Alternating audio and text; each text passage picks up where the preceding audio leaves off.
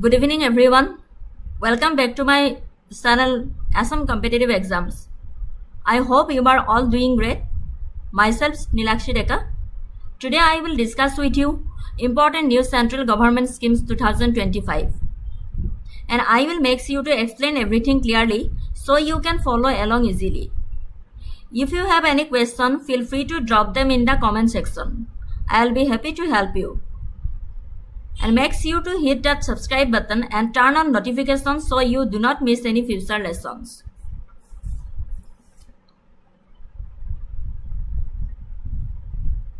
We always start the class with a beautiful quote. So today also I am going to start the class with a beautiful quote.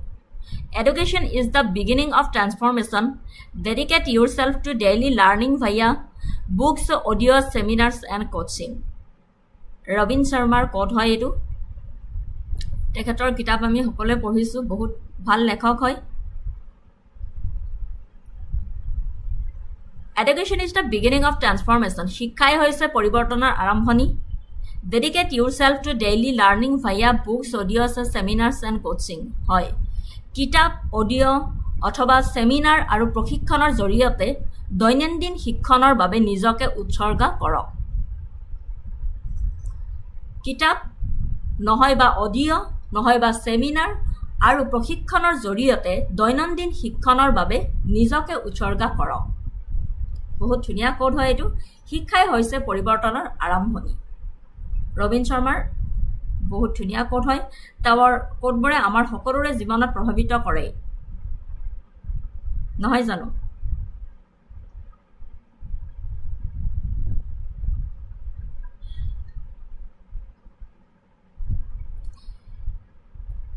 Last Sunday BEdৰ exam গল কাৰ কেনেকুৱা হল জনাবচোন মই question দেখিছিলো জিকেৰ ৰিজনিংৰো দেখিছিলো ম্যাথছৰো দেখিছিলো জিকেৰ পাৰ্টটো একেবাৰে easy বহুতে easy আহিছিলে বুলি ক'ব লাগিব অইনবোৰ এক্সামত কৈ তাৰে দুটামান মোৰ মনত আছে যে আহিছিলে যে first governor general of independent India মই লাষ্ট এখন মক টেষ্ট বনাইছিলো হে মক টেষ্ট পেপাৰখনত চাবচোন তাতে হে কোৱেশ্চনটো দিছিলো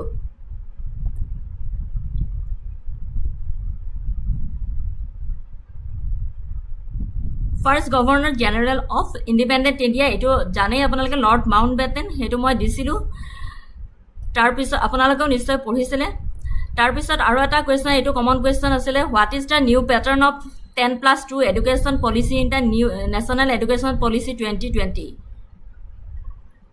5+3+3+4 এটো এটা কমন কোৱেশ্চন গৈছিলে Who was the first deputy prime minister of India Sardar Vallabhbhai Patel এটো এটা কমন কোৱেশ্চন এটো আপোনালোকে পঢ়িছে সকলোৱে জানো বহুত ইজি আহিছিল কিন্তু বিএডৰ এক্সামটো 73rd Constitutional Amendment Act is related to Panchayat Raj system এটো সকলোৱে জানে পলিটি পঢ়ি আছে Right to education is a fundamental right according to which article of the Indian Constitution এটো এটা কমন কোৱেশ্চন আছিল Article 21A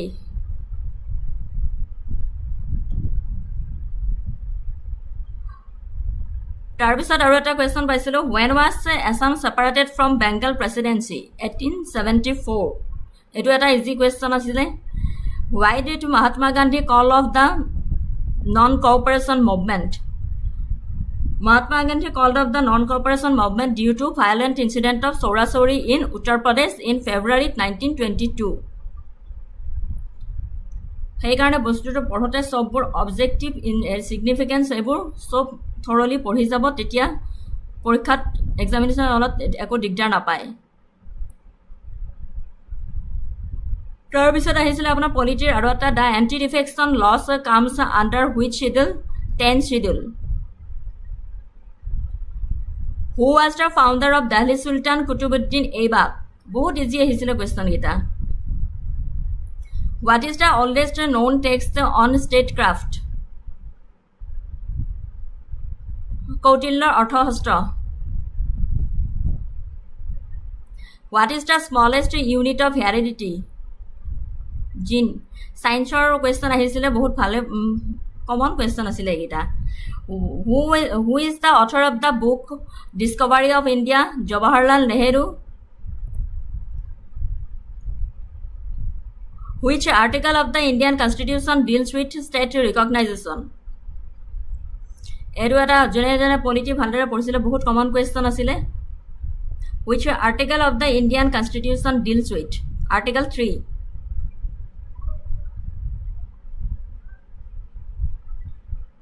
In which year was the RTE Act, Right to Education Act, come into force? 2010 April 1 এইটো মক টেষ্টৰ পৰা common question আছিলে তাৰপিছত ৰিজনিঙৰ এটা question মনত আছিলে 4 মিছিং নাম্বাৰ এটা আহিছিলে 4919-79 এইটো কৰিছিলে আপোনাৰ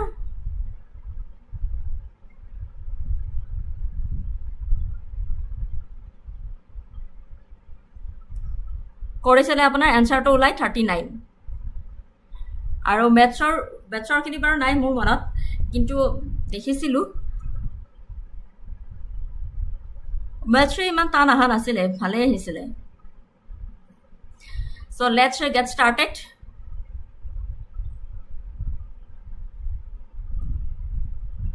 আজিৰ ক্লাছটোলৈ গৈছো এতিয়া কাৰ বিএডৰ এক্সাম কেনেকুৱা হল জনাবচোন এৰিয়া আহিছো প্ৰাইম মিনিষ্টাৰ ধন ধান্য কৃষি যোজনা এইবাৰ ইউনিয়ন বাজেটত 2025 ৰ বাজেটত এই স্কিমটো announcement কৰিছিলে প্ৰাইম মিনিষ্টাৰ ধন ধান্য কৃষি যোজনা The Prime Minister Dhan Dhanya Krishi Yojana is a significant initiative launched by the Indian government to transform the boost the agricultural sector in the country.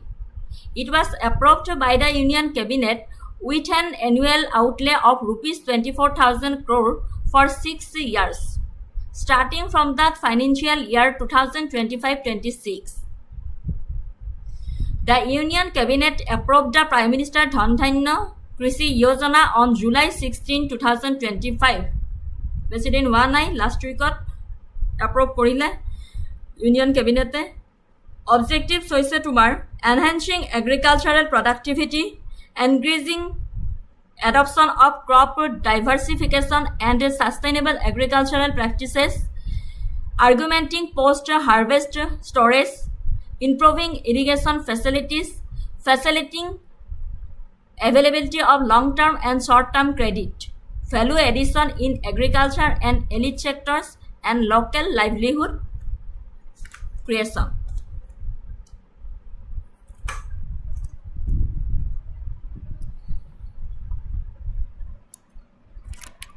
One second, Romani.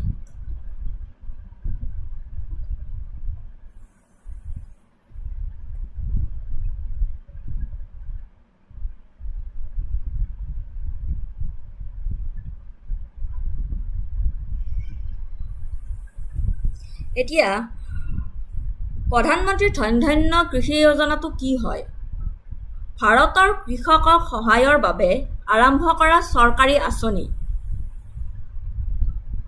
ধন ধান্য নামৰ অৰ্থ হৈছে ধন আৰু শস্য আৰু কৃষি যোজনাৰ অৰ্থ হৈছে কৃষি পৰিকল্পনা বুজি পাইছে ভাৰতৰ কৃষকক সহায়ৰ বাবে আৰম্ভ কৰা চৰকাৰী আঁচনি ধন ধান্য নামৰ অৰ্থ হৈছে ধন আৰু শস্য আৰু কৃষি যোজনাৰ অৰ্থ হৈছে কৃষি পৰিকল্পনা গতিকে কৃষি উন্নত কৰি কৃষকক অধিক সমৃদ্ধিশালী কৰি তোলাৰ লক্ষ্য হৈছে এই আঁচনিটোৰ এই আঁচনিখনৰ মূল লক্ষ্য হৈছে শস্যৰ উৎপাদন বৃদ্ধি কৰা জলসিঞ্চনৰ উন্নতি বীজ আৰু সাৰ কিনাৰ বাবে সমৰ্থন আধুনিক সঁজুলি ব্যৱহাৰ কৰক আৰু উন্নত সংৰক্ষণ আৰু বিক্ৰী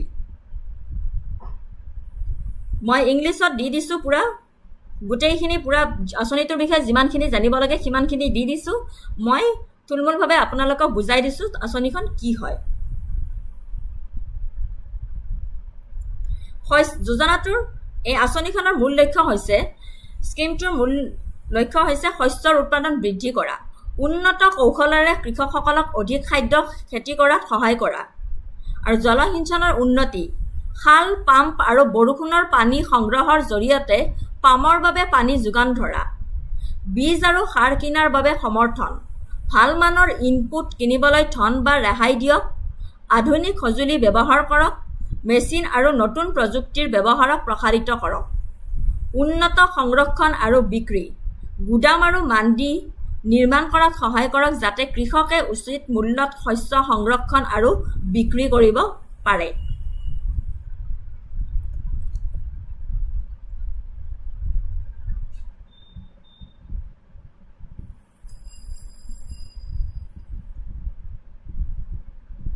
The main objectives of the schemes are increasing crop yields, helping farmers grow more food with better techniques, irrigation improvements, supply of water for farmers through canals, pumps, and rainwater harvesting, support for buying seeds and fertilizer, give money or discount to buy good quality inputs, বীজ আৰু সাৰ কিনাৰ বাবে সমৰ্থন আৰু use modern equipment. Promote the use of machines and new technology. ঠিক আছে এই স্কিমটোৰ মেইন অবজেক্টিভখিনি কৈ দিছোঁ তাতে স্লাইডত মেনশ্যন কৰা আছে আপোনালোকে পঢ়ি চালে বুজি পাব মই থুলমূলভাৱে কৈ দিছোঁ Improved storage and sales help build warehouses and mandis markets so farmers can store and sell crops at fair prices. মানে গুদাম আৰু মাণ্ডি নিৰ্মাণ কৰাত সহায় কৰক যাতে কৃষকে উচিত মূল্যত শস্য সংৰক্ষণ আৰু বিক্ৰী কৰিব পাৰে বুজিব পাৰিছে ধন আৰু শস্য আঁচনিখন নামৰ এই ধন ধন্য আঁচনিটোৰ নামৰ অৰ্থ হৈছে ধন আৰু শস্য আৰু কৃষি যোজনাৰ অৰ্থ হৈছে কৃষি পৰিকল্পনা গতিকে কৃষি উন্নতি কৰি কৃষকক অধিক সমৃদ্ধিশালী কৰি তোলাৰ লক্ষ্য আৰু এই আঁচনিখন কিহৰ কাৰণে গুৰুত্বপূৰ্ণ হয় গাঁৱৰ দৰিদ্ৰতা হ্ৰাস কৰাত সহায় কৰা দেশত খাদ্য সুৰক্ষা বৃদ্ধি কৰা আৰু খেতিক অধিক লাভজনক আৰু বহনক্ষম কৰি তোলা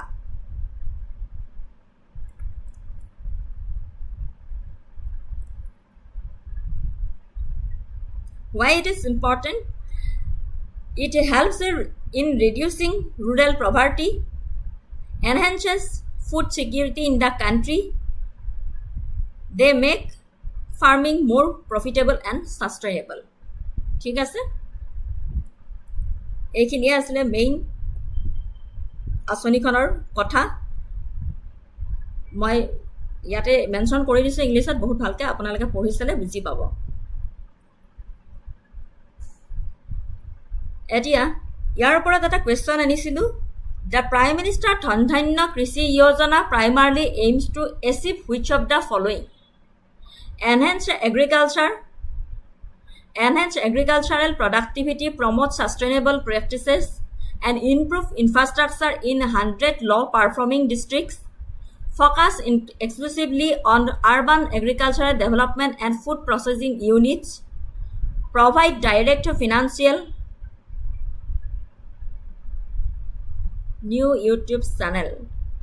হয় provide direct financial subsidies to all farmers across India, establish new independent agricultural universities in every district. ইয়াৰে কোনটো শুদ্ধ উত্তৰ হয় আমি এমাত্ৰ পঢ়িলোঁ ধনধান্য কৃষি যোজনাৰ বিষয়ে সো কাৰেক্ট এনসাৰটো আমি চাওঁ আহক option A Option A is the correct answer. Enhance agricultural productivity, promote sustainable practices, and improve infrastructure in 100 low-performing districts. This option accurately reflects the core objectives of PMDDKY, which include boosting productivity, encouraging sustainable performing, and improving irrigation storage and credit access in targeted and underperforming districts. ঠিক আছে option A is the correct answer Enhance agricultural productivity, promote sustainable practices, and improve infrastructure in 100 low-performing districts. The question to the Prime Minister Dhananya Krishi Yojana primarily aims to achieve which of the following? Option A is the correct answer. Next টপিকটোলৈ গৈছোঁ, mission for Aatmanirbharta in পালচেছ।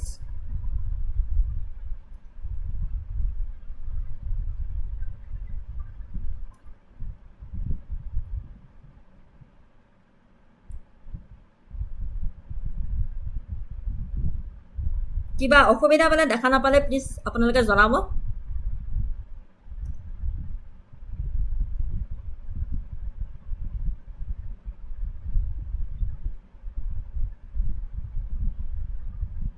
Mission for Aatmanirbharta in পালচেছ।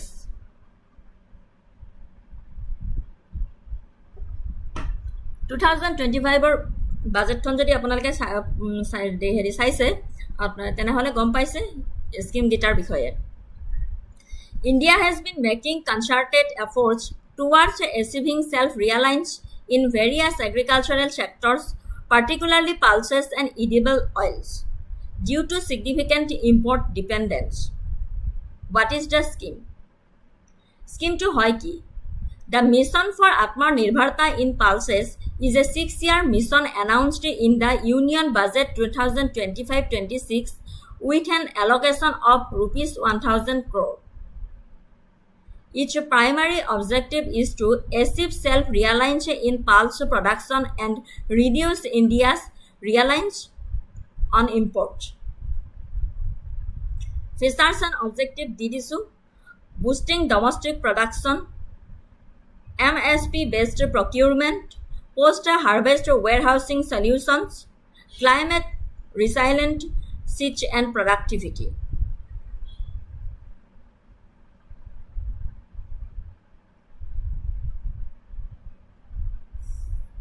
Mission for Atmanirbharta pulses.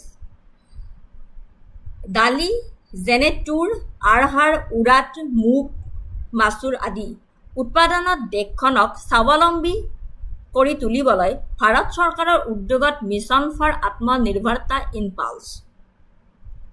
ঠিক আছে, দালি যেনে তুৰ, আৰহাৰ, উৰাট, মুগ, মাছুৰ আদি উৎপাদনত দেশখনক স্বাৱলম্বী কৰি তুলিবলৈ ভাৰত চৰকাৰৰ উদ্যোগত mission for Aatmanirbharta in pulse. এই মিছনটো কিয় আমি গুৰুত্বপূৰ্ণ হয় বুলি ক'ব পাৰোঁ?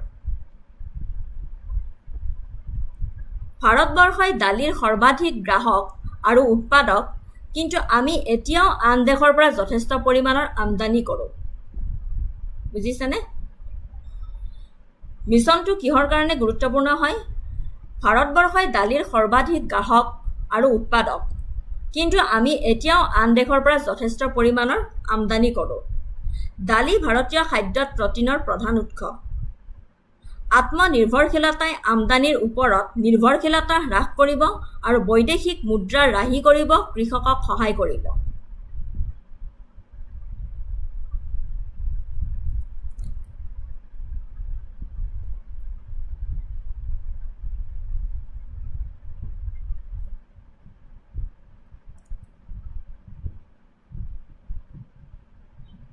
Why this mission is important?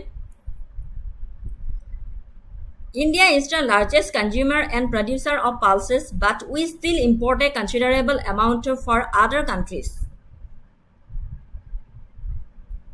Pulses are a major source of protein in the Indian diet. Self-reliance will reduce the dependence on imports, save foreign exchange and help farmers. That's why এই মিছনটো important হয়।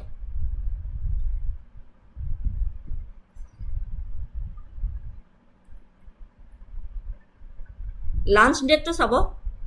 The mission for Aatmanirbharta in pulses was announced in the union budget 2025-26, while the broader Atmanirbhar Bharat Abhiyan Self-Reliant India campaign was launched by Prime Minister Narendra Modi on May 12, 2020. The specific mission for pulses is a more recent focused initiative within that larger framework.